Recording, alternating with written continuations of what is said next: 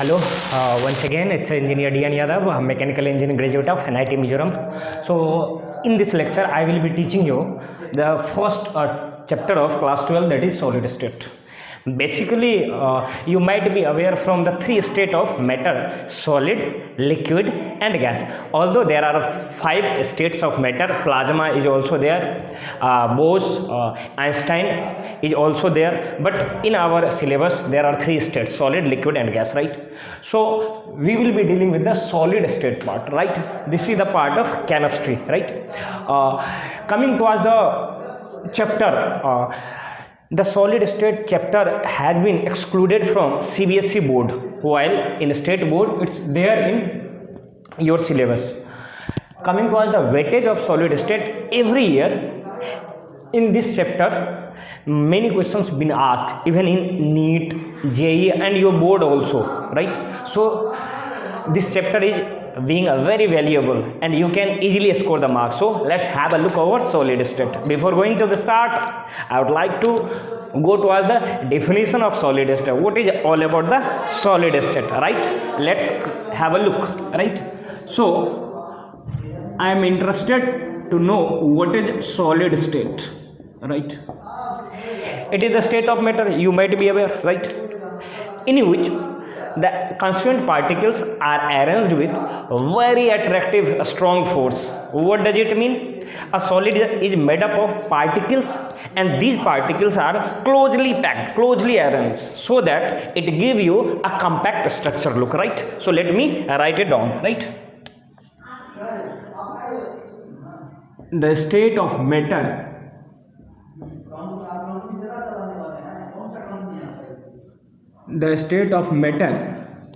in which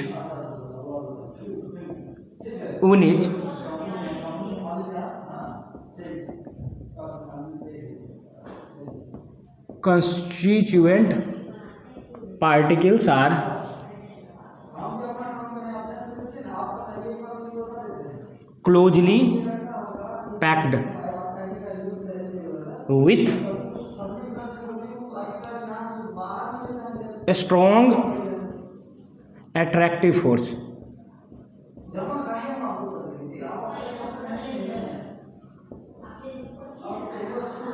A strong attractive force, right? Due to this strong attractive force, the particles are closely arranged so that you will be getting the compact structure, right? क्या होता है जब strong attractive force particle के बीच में होता है तो particles क्या होगा, बहुत नज़दीक होगा और इसीलिए क्या होता है, बहुत ही कम्पैक्ट स्ट्रक्चर होता है, बहुत ही रिजिड होता है, इसलिए हम बोलते हैं सॉलिड। इनकम्प्रेसिबल होता है, रिजिड होता है, it is having the mechanical strength. Due to these strong attractive force between the particles, the solid possesses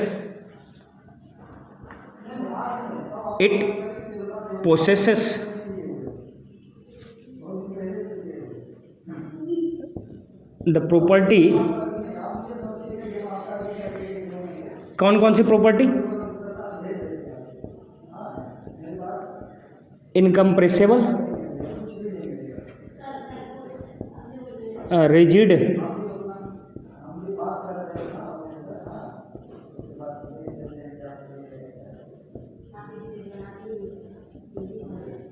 mechanical strength.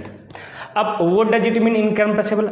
यदि आप फोर्स लगा रहे हो, if you are applying the force, right, और ये दब जाए, मतलब इनकम्प्रेसिबल में कंप्रेस हो जाए, प्रेशर अप्लाई करें तो क्या हो, दब जाए, तो वो क्या होता है कि कंप्रेसिबली ये कंप्रेसिबल है, यदि नहीं दबे तो क्या हो जाएगा, इनकम्प्रेसिबल। वहीं रिजिड क्या है, यदि फोर्स लगाने पर its structure doesn't get deform, you will say अच्छा rigid.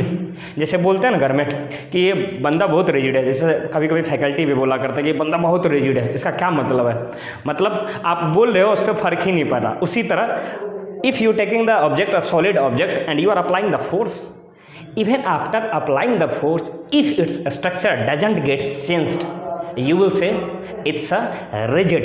What you will say? It's a rigid, right? इसका मतलब क्या rigid? मैकेनिकल स्ट्रेंथ क्या होता है? मैकेनिकल स्ट्रेंथ का मतलब हम बोलते हैं एक टेंसाइल स्ट्रेंथ होता है, टेंसाइल स्ट्रेंथ।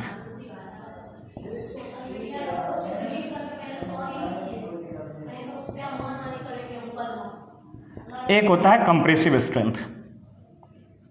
ये मैकेनिकल इंजीनियरिंग में पढ़ना होता है आपको टेंसाइल, है ना। टेंसाइल क्या होता है, देखो टेंसाइल जैसे ये ऑब्जेक्ट है सॉलिड, दोनों तरफ से लगाओ तो ये टेंसाइल स्ट्रेंथ को कब तक ये रेसिस्ट कर रहा है। कंप्रेसिव क्या है, दोनों तरफ से प्रेशराइज करो। तो टेंसाइल क्या होता है, पुलिंग फोर्स लगाते हैं, खींचते हैं। और कंप्रेसिव क्या होता है, पुशिंग, दोनों तरफ से पुशिंग। तो ये टेंसाइल और कंप्रेसिव स्ट्रेंथ को डील करता है कौन सा, सॉलिड स्टेट। अब आपके सिलेबस में जो चीज़ें हैं ये तो हो गई बेसिक बात। अब सॉलिड अपने पार्ट में है, there are 2 types of solid you will be studying within the chapter, that is crystalline solid and amorphous solid. What I am saying, there are 2 types of solid, the first one is crystalline, the second one is amorphous. So let's have a look over crystalline and amorphous, right? 2 parts,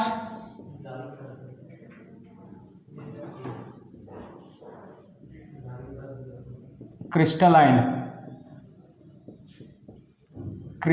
solid, and the second one is amorphous, right? Let's have a look over amorphous, right? So before going towards the chapter,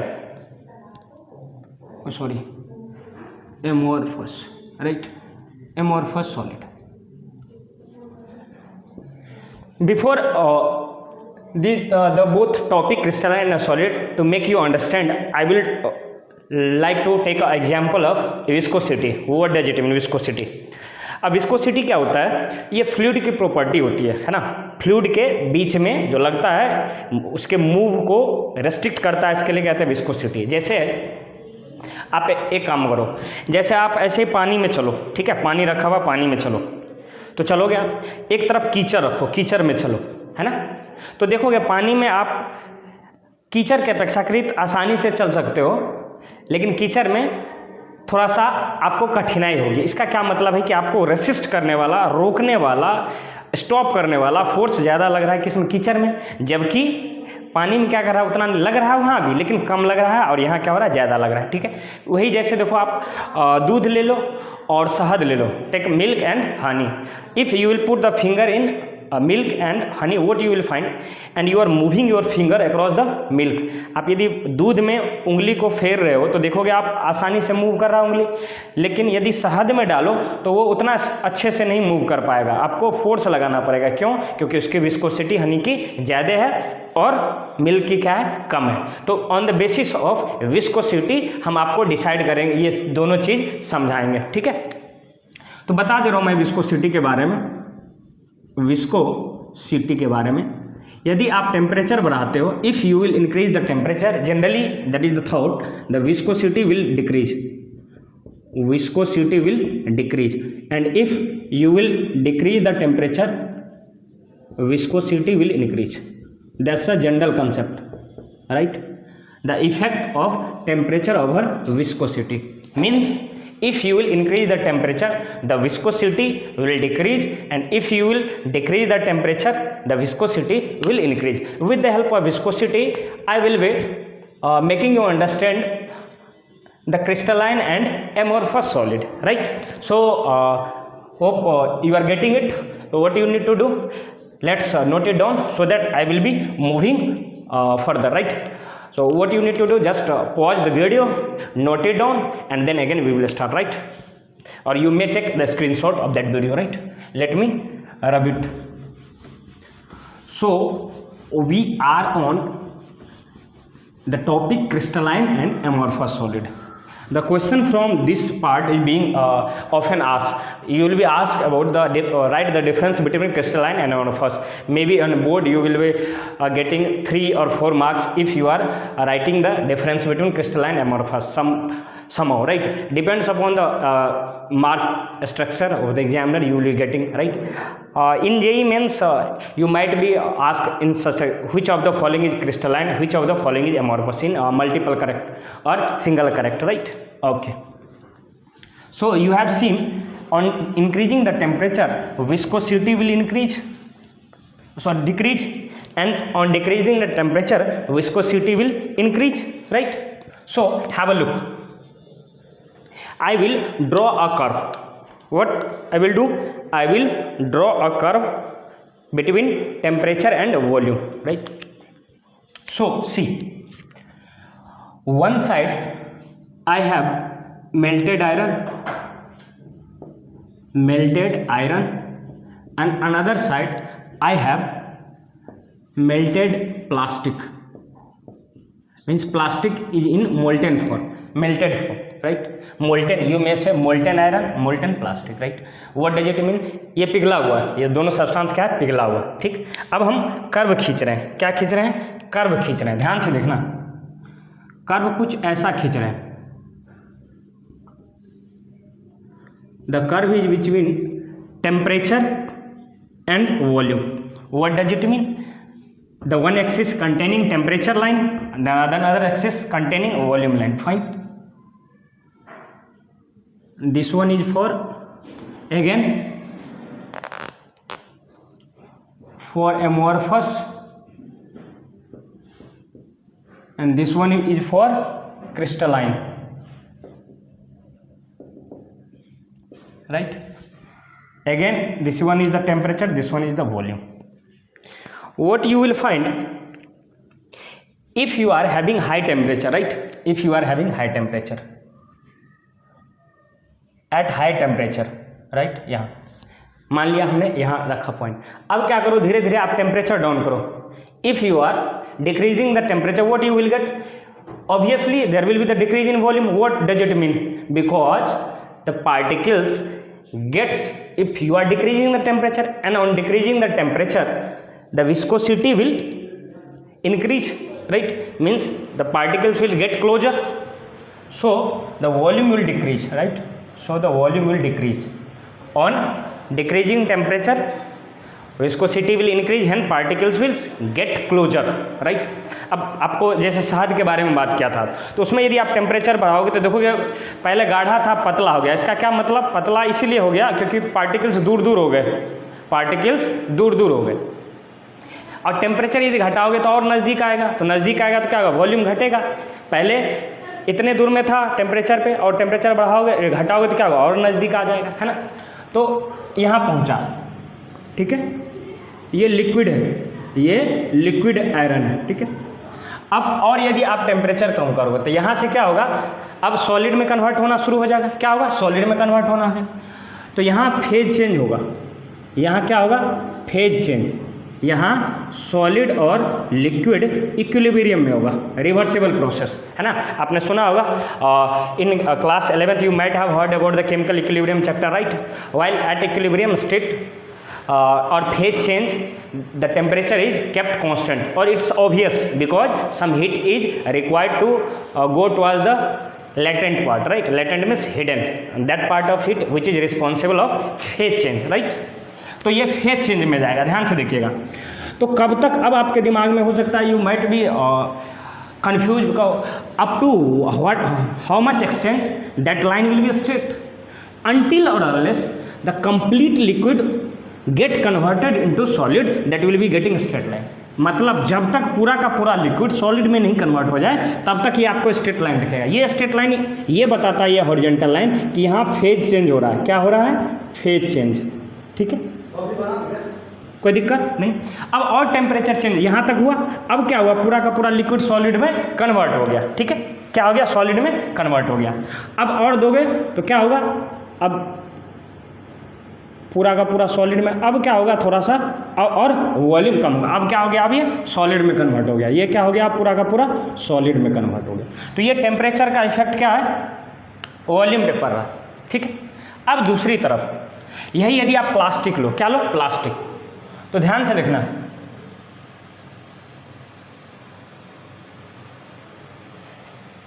यहाँ भी liquid रहेगा, यहाँ भी liquid रहेगा, यहाँ भी liquid. इसका मतलब देखो, अब यहाँ मुद्दे की बात आई कि ऐसा क्यों हो रहा है।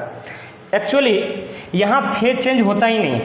Why you are not getting the straight line, इसका ये मतलब होता है, सीधा सा मतलब होता है कि यहाँ फेज चेंज कंप्लीटली होता ही नहीं है। इसीलिए इसको कहते हैं हम स्यूडो सॉलिड, है ना? यहाँ देखो लिक्विड से सॉलिड में गया तो हम कह रहे हैं फेज चेंज हो रहा है। इसके केस में क्या होता है? अमॉर्फस सॉलिड में यहाँ फेज चेंज होगा नहीं। आपको लगेगा कि वो अब तो मॉलिक्यूल्स नज़दीक आ गया, लेकिन ऐसा देखने से लगता है मॉलिक्यूल्स नज़दीक आ गया, लेकिन फेज चेंज नहीं होता। इसीलिए बोलते हैं कि इनके पास रेंज ऑफ टेम्परेचर होता है, रेंज ऑफ मेल्टिंग पॉइंट, कहाँ मेल्ट किया, कहाँ सॉलिडिफाई हुआ, तो इसीलिए बहुत सारा टेम्परेचर मिलता है। और यहाँ स्ट्रेट लाइन इसीलिए नहीं मिलता, वो you are not getting the straight line in case of amorphous solid while drawing the curve between temperature and volume because there is no any phase change, complete phase change occur in case of amorphous solid, that's why we are not getting the straight line as we got in the crystalline form. Okay, any doubts so far? No, hope you won't have any doubt. That's why it is called pseudo solid. Pseudo solid, जैसे आपने Newton's law of motion पर पढ़ा होगा, pseudo force है ना, non inertial frame को inertial frame में बदलने के लिए फोर्स जो लगता है उसको कहते हैं स्यूडो फोर्स। एक्चुअली वो फोर्स एग्जिस्ट नहीं करता है ना, इसीलिए ये भी क्या फर्जी है। स्यूडो मतलब क्या, फर्जी, सॉलिड है नहीं। जैसे देखो आप ग्लास है ना, आपका ग्लास, जैसे किसी खिड़की में किसी विंडो में आपने ग्लास सेटअप किया तो देखोगे 5 साल बाद 10 साल बाद देखोगे ऊपर वाला पार्ट एकदम पतला हो जाता है और नीचे वाला पार्ट मोटा हो जाता है। एक्चुअली होता क्या है, वो जो लिक्विड पार्ट होता है वो नीचे आके जम जाता है, धीरे धीरे फ्लो कर जाता है ना, क्योंकि लिक्विड फॉर्म में होता है। नहीं, ये हमेशा लिक्विड, ये वाला जो लिक्विड वाला फॉर्म में रहता है, तो इसीलिए देखोगे ऊपर वाला पार्ट पतला हो जाता है और नीचे वाला पार्ट मोटा हो जाता है। तो ग्लास को बोलते हैं हम क्या, ये क्या है, एमॉर्फस सॉलिड है। कोई दिक्कत नहीं, कोई परेशानी यहाँ तक नहीं। हमने क्या बात करी थी कि विस्कोसिटी टेम्परेचर से हमने रिलेट किया, देखा कि टेम्परेचर बढ़ाने से जनरली विस्कोसिटी क्या होती है, घटती है, और टेम्परेचर घटाने से विस्कोसिटी बढ़ती है। तो हमने देखा जैसे जैसे आप टेम्परेचर बढ़ाएंगे तो घटाएंगे तो क्या होगा, यहाँ फेज चेंज हुआ किसमें, क्रिस्टलाइन सॉलिड में। इसीलिए क्या हुआ, यहाँ हॉरिजॉन्टल लाइन आया, यहाँ हॉरिजॉन्टल लाइन नहीं आया। इसका मतलब क्या है, ये कहीं फेज चेंज हुआ ही नहीं। हाँ, मॉलिक्यूल्स नज़दीक आए, लेकिन यहाँ फेज चेंज नहीं हुआ। समझ में आ रही बात, कोई दिक्कत, कोई परेशानी नहीं।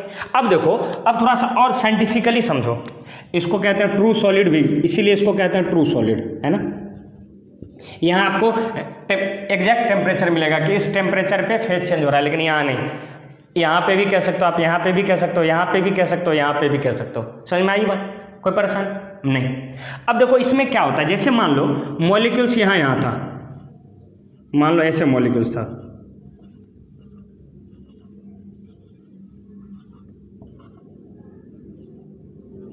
ठीक ऐसे था, ये क्या है, क्रिस्टलाइन। हम किसकी बात कर रहे हैं, क्रिस्टलाइन की। तो जब आप टेम्परेचर कम किए, तो देखो ये सिचुएशन कुछ ऐसा बनेगा, ये ऑर्डर्ड हो जाएगा,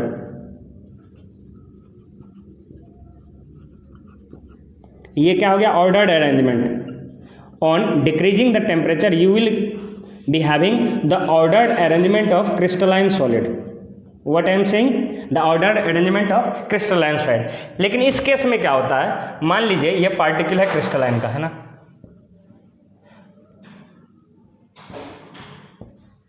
अब इसका यदि आप टेम्परेचर कम करोगे तो ये कुछ हद तक अरेंज होगा, लेकिन जिस तरह के से ये अरेंज है, जिस तरह से देखो ये है ना, देखो ऐसे तरह अरेंज है कि नहीं, एकदम संस्कारी तरीके से अरेंज है, नहीं है, बोलो नहीं। जैसे अपने हम लोग स्कूल में क्या करते हैं, जैसे जब सर नहीं रहते हैं तो इधर जाके बैठ गए, उस डेस्क पे जाके बैठ गए, वहाँ पैर रख दिए, लेकिन सर आए तो एकदम ऑर्डर्ड, एकदम अच्छे से संस्कारी तरीके से बैठ गए। तो यही हुआ, जब टेम्परेचर कम किए तो एकदम ऑर्डर्ड हो गया। लेकिन इसके केस में देखोगे, इसका टेम्परेचर कम करेंगे तो ये इस तरीके से रह जाता है,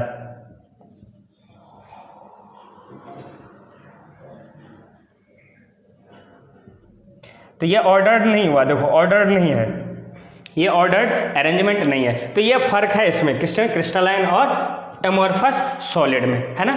अभी हम क्या करेंगे, इसको टेबुलर फॉर्म में देखेंगे, क्रिस्टलाइन और एमॉर्फस सॉलिड में अंतर, ठीक है, ओके। तब तक आप क्या कीजिए, इसको कॉपी कर लीजिए, है ना, फिर हम आपको आगे बताते हैं दोनों, ठीक।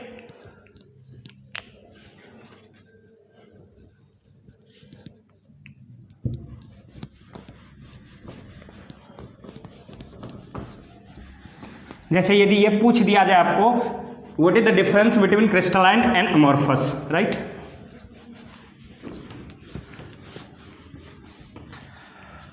तो देखिए क्रिस्टलाइन और एमॉर्फस में अंतर बता देते हैं हम आपको।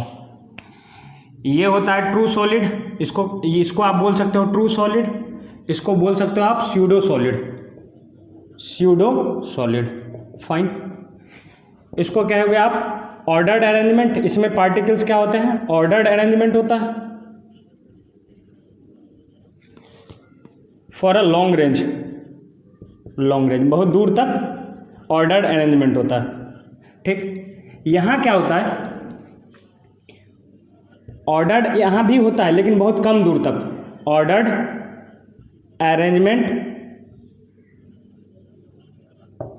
For short range, for short range. अब देखो इसका उदाहरण मैं बताता हूँ। जैसे CaCO3 का the Chowk is made up of CaCO3 while the marble is also made up of CaCO3। अब चौक को क्या करो, चौक देखो कितना मतलब दबा दो थोड़ा सा उंगली से दोनों तरफ से तो वो टूट जाएगा, लेकिन आप संगमरमर को, टाइल्स को आप दबा के देखो नहीं टूटेगा। यही फ़र्क है, क्योंकि वहाँ जो अरेंजमेंट है चौक में बहुत कम दूर तक है कुछ दूर तक ऑर्डर अरेंजमेंट, लेकिन उसके बाद नहीं है, तो इसलिए वो क्या करता है? टूट जाता है, स्यूडो सॉलिड है। जबकि CaCO3 का बना हुआ मार्बल वो क्या है? ट्रू सॉलिड है। नहीं, ये फ़र्क क्या है कि दोनों सॉलिड है लेकिन फिर भी ये उसी चीज़ का बना हुआ है, वो टूट जाता है, वो इससे हार्ड होता है। क्यों ऐसा होता है? ऐसा इसीलिए होता है इसलिए होता है क्योंकि चौक में एटम्स का, पार्टिकल्स का अरेंजमेंट शॉर्ट रेंज तक ऑर्डर होता है, जबकि मार्बल में अरेंजमेंट लॉन्ग रेंज तक होता है, इसलिए कम्पैक्ट स्ट्रक्चर देता है। फाइन, चलिए अगला एग्जांपल देख लेता हूँ। Let me check it out whether it's getting it on screen और not. Okay, it's not getting. ये आप एक काम करो,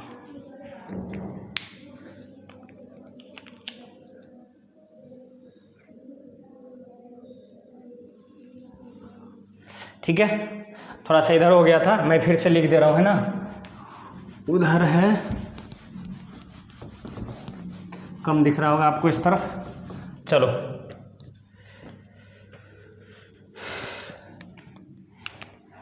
क्रिस्टलाइन सॉलिड और एमॉर्फस सॉलिड में अंतर। क्रिस्टलाइन और दूसरी तरफ एमॉर्फस। ठीक, ये क्या होता है? ट्रू सॉलिड होता है। ये क्या होता है? स्यूडो सॉलिड होता है। स्यूडो सॉलिड होता है। यहाँ particles are arrange in ordered manner for a long range. Particles are arranged in a ordered manner for a long range, और हमने देखा था जब कर्व बना रहे थे तो हमने देखा था इस तरह का कर्व था। टेम्परेचर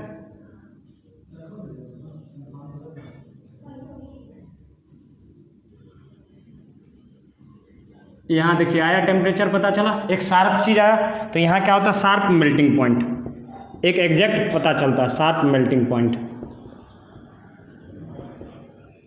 ठीक, चलो अब इस इधर देखते हैं। यहाँ ऑर्डर्ड अरेंजमेंट तो होता है लेकिन बहुत कम दूर तक होता है। Ordered arrangement for short range. Fine, तो हमने लिखा है शार्प मेल्टिंग पॉइंट, इसके पास रेंज ऑफ मेल्टिंग पॉइंट होता है, रेंज ऑफ मेल्टिंग पॉइंट होता है। फाइन, अगला पॉइंट है ये एनिसोट्रॉपिक होता है। क्या होता है? एनिसोट्रॉपिक। एनिसोट्रॉपिक मतलब डिफरेंट प्रॉपर्टी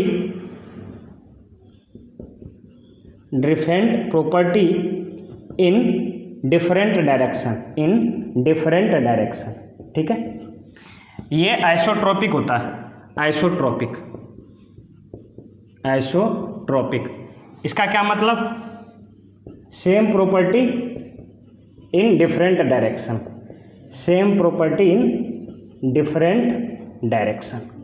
ठीक। इसके एग्जाम्पल की बात करो आप तो NaCl हो गया, ZnS हो गया, ये सब। यहाँ बात करो तो रबर हो गया, ग्लास हो गया, ये सब इसके एग्जाम्पल है, ठीक है। तो ये आपको हो गया क्रिस्टलाइन सॉलिड और एमॉर्फस सॉलिड में अंतर। कोई दिक्कत नहीं? चलिए, तो अब from next class onwards I will be moving towards the more few topics of the solid state. For the time being, stay tuned with us and enjoy the solid state chapter. Okay then.